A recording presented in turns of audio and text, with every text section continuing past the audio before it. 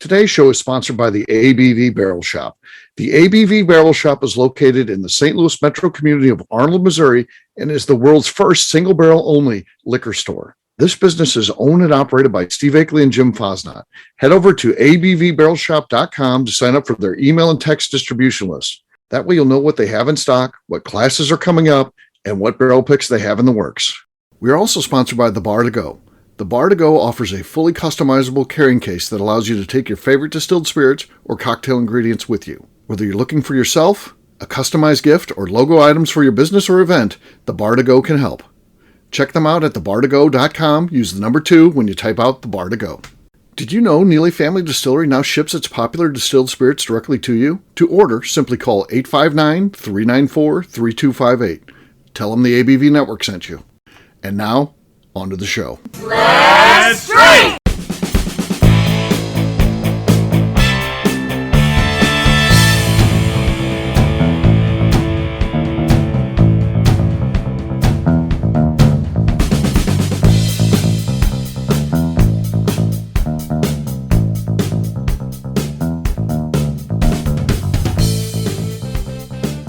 Welcome to the Bourbon Daily, the podcast about everything bourbon delivered to you every day of the week. Today on the show, we have a special edition where we are live from the ABV Barrel Shop. We are podcasting from our tasting bar. My name is Steve Akeley, and I'm joined by Jim Fosnot. Hey, Jim, how you doing, man? Great, buddy. How you doing? Good, good. We're calling this show the Agony of Defeat because we're going to talk about, not winning our recent attempts to get Birthday Bourbon and Four Roses limited edition. So I didn't win either one. You didn't win either one, did you? I did not. Okay. So, yeah, we've got to show that. If you'd have won, it wouldn't have been so great of a show, I guess. Yeah, it would have been better. Yeah. You would have defeated it, and I'd have been victorious. Yes. But we'll get to that after the break. For right now, you said there's something you want to talk about. What is that, Jim? Yeah, I just have a question for you. So it's a stupid question, but I'll ask anyway. So the childhood song that we all know. There was a farmer who had a dog, and Bingo was his name-o. Is Bingo the dog's name or the farmer's name? Because grammatically, it could be either one. And there's actually papers written on this online. Really? So sing it again? There was a farmer who had a dog, and Bingo was his name-o. So the farmer could be named Bingo, or could be saying the farmer was Bingo, or the dog was Bingo. Yeah. The fact that there's actual articles online about this scares me. Well, there's no... I mean, I assume this could all be cleared up with grammar, punctuation, I mean. But we don't have any historical document, I guess, of it's what it was like originally. In the 1800s, yeah. too, so... I mean, I think it would be pretty unusual for a person's name to be Bingo, I guess. I would too, but it's possible. Just saying. I told you it's a dumb topic, but, someone was discussing it today on my way to work, and I thought, I'll throw this out at Steve. I mean, it seems like Bingo is a fairly popular pet name. I once had a bird named Bingo, actually. Did you? Yes. Yeah. We had Sam the parakeet, great parakeet, friendly, would sit on your hand and all that. So Sam dies eventually, and you think, well, we're going to get our next one. So because you like Sam, I mean, we're bird people now, and Sam passed away after a long life, and I get Bingo. Oh, it was a nightmare. It was terrible. The thing was insane. It didn't like people. It would freak out and lose its feathers. Just a horrible bird. I don't understand birds as pets, so that kind of leads into even better discussion. Like, I don't get that as a pet. I know plenty of people have had them. They always seem like they're a pain in the ass. Cages are a pain in the ass. Birds shit a lot. And a buddy who had a parrot, and it got mites, and it lost every feather it had, which is... a naked parrot? Yeah, it was ridiculous looking, like someone of a Bugs Bunny cartoon or some crap. And it lived. It grew its feathers back. It survived, but it looked like it was ready for the oven right. for a while there. But I don't understand birds as pets. Well, my uncle had a parakeet, and this has inspired us to get the original one. Oh, it was a cool bird. It could talk. It was a parakeet, but it could talk. It would say different things, Petey, and then they had a dog, and it would call it a junkyard dog. I forget what Molly's a junkyard dog. Pretty cool stuff. Well, you know that I hunt, and growing up, one of my wife's cousins was like nationally recognized for turkey calling. That's a thing. Right. Contest, whatever. Okay. And he had, I don't know if it's a parakeet or what kind of bird he had, but the bird actually learned the turkey calls. Oh, and so he'd have that's cool. bird and they lived in the country. So you'd be in the house, and all of a sudden you hear the bird doing these turkey calls. You'd be looking around for a turkey in the backyard, and it'd just be the damn bird in his cage in the back of the house, whatever. All right, this gets us back to another question. Dovetails yet another question. What are appropriate pets? So what animals do you think can be kept as pets? I think fish still got to be in the mix, not because they're friendly and warm and fuzzy, but they can be relaxing and fun to watch if someone's good at aquariums. Yeah. I think a fish can be a legit pet. I agree. Now, there's some beautiful aquariums out there. I've had several of them over the years, so I do enjoy that, and especially the tropical stuff. The dogs. I'm not a cat fan, but I get cats as a pet. Those are both, You start losing me when you're going to have a pet pig. Yeah, no, not a pet pig. Or horses to have horses, but then people like the miniature horses that are in their house. No, I don't want that. I don't want that either. I know a lot of people are reptiles. It doesn't bother me. It wouldn't be something I want. As a kid, I would have, but anymore, I don't want to have a pet snake or. No, but I wouldn't mind a turtle. I like turtles in general. I think they're fun, low maintenance. Easy. Yep, yeah. Easy to go. You can go, the always thing with the pet is what happens when I go away for a week or a weekend. A turtle doesn't matter. Turtles are pretty much self-sufficient. Even if you didn't feed it for a whole week, I'm not suggesting you do, but they're going to be fine. Their metabolisms are slow. They don't need to eat all the time. I had box turtles growing up. I always wanted one of those bigger ones, they look like tortoise. A little tank. Yeah, tortoise, but never got one. So Barley Art, the shop dog here, I live in the country, and we've got a couple acres back there. Yeah, once or twice a week he'll bring a turtle. Doesn't hurt it, just carries it in his mouth and sets it on the deck and look what I brought you. And then Heidi will take it and put it underneath the deck to eat all the bugs under the deck and stop him from tormenting it. But so I can bring you a turtle, Steve, if you want one. Yeah, I'd like to get a turtle. No, I used to one time. We used to have a place south of here in Bonne Terre, Missouri. And you would get out in early spring, I guess, when they're making their move to find mates and stuff like that. And there's everything down there is all blacktop roads and stuff like that. So the heat would attract them because they're reptiles. They need to warm up and stuff like that. And I'm telling you, one time my kid and we used to go, and I had a pickup truck at that time, driving down, and we started grabbing these turtles as we see them. And we had like 23 turtles in the bed of the pickup truck, which was pretty wild. Yeah, those poor turtles. It takes them forever to get where they were going, and you move them how many miles away? Well, they were going to get killed on the street, the way I see it. So in my mind, we saved them. So, well, okay. I mean, you could have just moved them across the road a little bit and been done with it. Yeah, but I wanted. So what happened ultimately is we'd always bring them back to our place and release them, and it did become a turtle haven. I'm not recommending you pick up turtles and bring them to your house because apparently it is very stressful for them because they always want to go back to where they're from, and apparently. But we did have a lot stick around because you would always see turtles after that. It's fun. My grandfather growing up at a lake house, and he would put out like raw hamburger every late afternoon or evening, and he would have 8 or 9 turtles that like wild turtles that they would just come and they'd eat. They learned and feed them. They'd come and eat there, and leave. So it's a thing for sure. Yeah, interesting. I don't know how we got to the topic, but it's not a bad one, right? There you go. Not a bad one. All right, what we'll do next, we'll take a quick break. And then when we come back, it's going to be time to talk about our big losses and how we're handling it. We'll do that in just a few.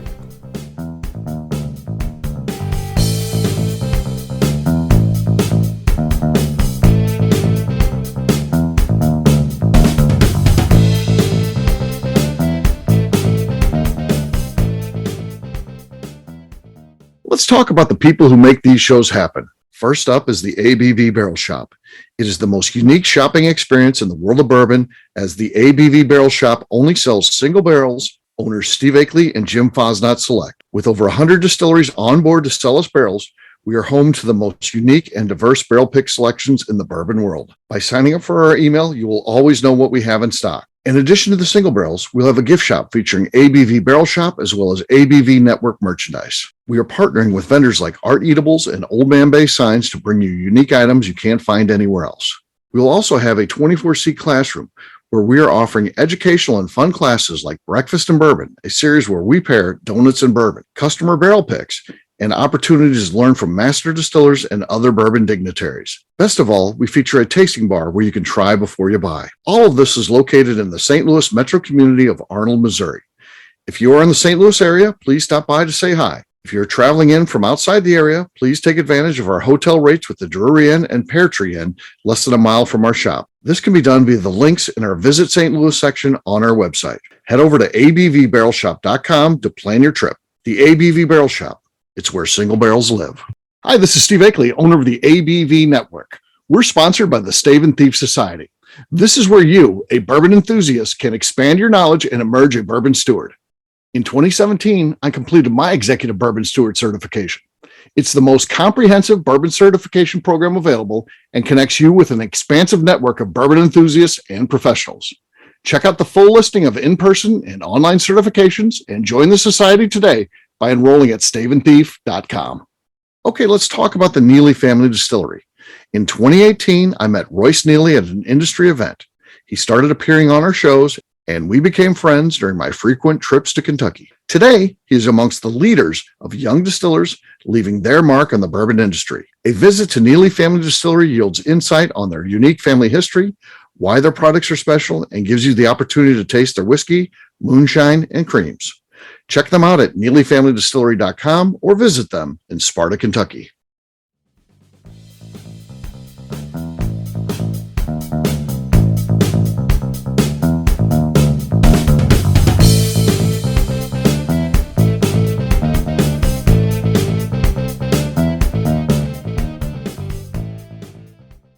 I'm Davey Waltz. And I'm Adina. And you're listening to the Bourbon Daily.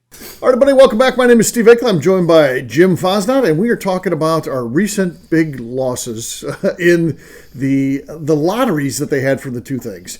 So they had Birthday Bourbon was up first, and then about a week later, less than a week later, they had the Four Roses limited edition. So I don't know. What are your thoughts on that? I don't like it, but I understand it. I get there is no fair way to do it, no good way to do it anymore. It's just gotten out of control. With I understand from a Old Forester standpoint, having 500 people in line outside their building for a day and a half, 2 days, 3 days, whatever it is, creates issues for them, issues for the city, security issues, people holding lines, and we heard stories of people been there for days and they went on a tour and they came back and gave line tickets out while they're giving while they're at their tour. Yeah. So there's no great way to do it. So I'm okay with this. I guess it's the fairest way to do it. Yeah, I do think it's the best way to do it too. I like the fact that I theoretically have a chance. And I guess the only person that I know out of anybody, and I'm talking about friends, and then all of my social media, and those can be people that you know and you've met, people you don't know but you see post enough and things like that. And the only one I know that won either of those was Old Man Bay won a Birthday Bourbon. Birthday Bourbon, yeah. So and good for him. Congratulations. Couldn't be happier for him. And listen, I tried to beat the system. I have multiple email addresses and use some other addresses. They sent me rejections to everyone, so it didn't work. But I do think you have a chance. You have as good a chance as anybody out there to get it. I love the in person. Kind of lottery raffle stuff that we used to do, back in the day. But there's just no way to do it now that makes it fair. Get too many people bringing. The stakes got too high. Here's the problem: the stakes got too. The stuff's worth too much money, and which causes problems in line. People aren't respectful and just happy to be in line to get their bourbon. They have to have it. They're pushing each other. There's fights. And then ultimately, what happens if someone gets stabbed standing in a line? You can think, well, that's between those two people. I get that, but you know what always happens? They always end up following the money. Then there's a lawsuit going on. You step off the curb, because you've been up for 20-something hours and get hit by a car, whatever. There's always going to be liability involved in it, and I understand. I think the only way you could do in person, kind of lotteries anymore, whatever, would be to announce them that day, like randomly say, okay, it's Saturday, and at 2:00, whoever's here, get tickets, and it kind of take people driving in from hours away out. Yeah. But then people say that's not fair. I don't live there. I don't whatever. I'm a big fan. How do I get a hold of this? So there's no good way to do it, so I'm okay with this. Yeah, I am too. And the loss, I don't get too excited about this stuff. I always just figure if it would happen, it happens. It's a great bonus. I'm incredibly excited to win if I did win. But I could care less if I don't win. I've got plenty of bourbon. Do these people that just get so mad about this stuff? Are they starving for bourbon? Do they need? I can point them in the direction of things they should and could buy with their money if they'd like. They can come by the shop here. I'll sell them 10 different bottles. Yeah, we're right lucky. here. We get to taste bourbons every day. We've had fantastic ones over the years, and so yeah, I'm with you. I don't chase unicorns. So for me, there's a better chance of me getting one of those bourbons through the email lottery because I'm never going to go wait in line for 20 something hours to get a ticket or something like that. So that's never going to happen for me. So for me, there's a better chance, and I'm like you. I don't get upset. Like that kind of sucks, but that's the extent of my emotion on Right. it. Like, and then for when a buddy of yours wins, yeah, couldn't be happier for him. Great, congratulations, and if you need me to help with a road trip down there, cool. Let's go down. We'll do some other stuff while we're down there.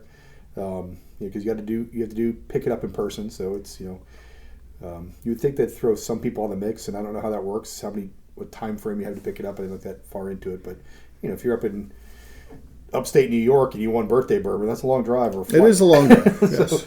I think they gave a real long window all the way till like December, which is pretty good. Yeah. But I think that the Four Roses was a much shorter window. If I remember correctly, we had Katie on when we did that show, and she, of course, reads all the rules and regulations. I don't read any of that stuff ever. Yeah, I just check and assume everything's going to be fine. Yeah, that's the lawyer and her definitely look at all that, and I couldn't tell you if I've ever read the rules and regulations of an online contest. You ever just stare at those things like it's like we updated this for I'm an Apple guy. We updated the user agreement or something like shit. Who's got time to read all that? And it's not. I don't understand it anyway. The way it's written, it's not plain true. English. It's true. I don't speak law. I don't speak lawyer, so yeah, I don't know what that's going on. So yeah, so I don't know. I think that the national lotteries to me are at least somewhat exciting, and I think it's the way to do it, just because the fair chance. And what's so good for us is we're 4 hours away from any of that, so we can get there if we have to go pick something up. Yeah, and I think you'll see more and more distilleries going to this. Just for all the reasons we discussed. It is the only kind of fair way now to do it. It's not as exciting. I get that, but they've got liability. And in the grand scheme of things, the Birthday Bourbon that isn't that much money for Old Forester. Like they're not making that much money off it to be that big of a headache for them. Right. So that's with my previous employer, that's kind of why they got out of it. It wasn't worth the headache and everything to do it. So they just went online with their lottery as well. Yeah. So there you go. There is our thoughts on losing this year's lotteries. You know what? I don't think we've soured on it. We'll be in next year, it sounds like. So, hey, better luck to us next year, right? Yeah, we're used to being losers, and that'll probably continue. There you go. All right, we'll wrap this one up as we always do by talking about where people can find us. Jim, we'll start with you. Where can people find you? You can find me on Facebook at Jim Fosnot, on Instagram at FozJim, FAZZGIM, or down here in Arnold, Missouri at the ABV Barrel Shop, where we now have 1,630 likes on Facebook. Add to that number for us. It's not bad, but we want more. So, yeah, please like us on Facebook. For me, I'm an easy guy to find. I'm at Steve Akeley on Twitter, Instagram, or Facebook. I've got a website, steveakeley.com. We've also got a company website. That thing's abvnetwork.com. Check it out because everything that we do is out there.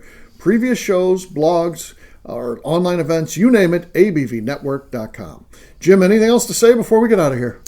Nope, just have a great one, Steve. No, I want to remind the audience to please give us a 5-star review. It helps I don't know those lines. New listeners find us. Yeah, I don't have that print in front of me. I don't have it in front of me either. Yeah. No, but I don't. If you like what we're doing, please get involved. Head over to patreon.com/theABV. I just wanted to let you know.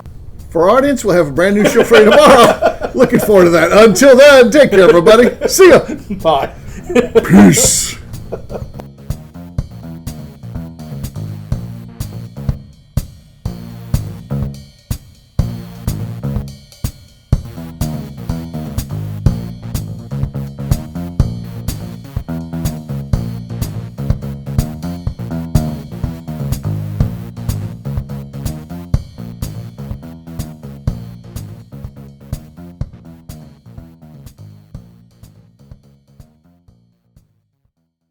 Before we finish the show, let's talk about some great companies that support the ABV network. First up is Moonshine Still Pro. Moonshine Still Pro has a full line of products to help the home distiller. Whether you want to experiment on the stove in your kitchen or you're looking for a bigger setup in your backyard, owner Russell Creed and his team can help. They have multiple still offerings, accessories, and even grain from their partners at Goldstone Mill to assist you in making whiskey on par with your favorite distillery. They can also help you with some fabricated parts you probably can't make yourself if you are attempting a DIY still project. Learn more or order your still or parts at moonshinestillpro.com. Another friend of ours is the Goldstein family at Goldstone Mill. The Goldsteins offer a variety of heritage and heirloom grains to make the finest whiskeys in the world. Plus, they are more than just a grain company. They are truly consultants to make sure the grains they are providing to you or your business meet your highest expectations. Additionally, they work with mills around the country, ensuring shipping is as low as possible for their customers. If you're a distillery, brewery, or even doing this at home, Goldstone can assist you. Check them out at goldstonemill.com, call them at 217-254-6613, or check in via email at hello@goldstonemill.com. Last but not least is the ABV Barrel Shop. While we don't get to play in the allocated bourbon game because we aren't selling the other products you have to do to get those, we do have access via our friendships in the bourbon industry to some really cool stuff. Have you ever seen your favorite craft distiller selling some really cool limited offerings only in their gift shop? I'm talking things like the Hazmat offering Distillery 291 did for their 10th anniversary, or Neely Family Distillery's Papaw's Birthday Barrel. They don't have enough of it to send it out to distributors, so they only sell it via their gift shop. Well, companies like Distillery 291 and Neely Family Distillery have agreed to sell us 2 or 3 cases of these offerings moving forward, meaning our store will have the access to some of the rarest whiskeys in the world. Way more difficult to come by than the allocated bourbon offerings with the national release. Yes, they will be extremely tough to come by, but if you're a customer of our store, you'll have a chance to get them. Get signed up for our email or text list over at abvbarrelshop.com so you don't miss out. The Bourbon Daily is part of the ABV Network. For more information or to become a sponsor, please visit abvnetwork.com. Thanks for listening and cheers. This has been a Steve Akeley production.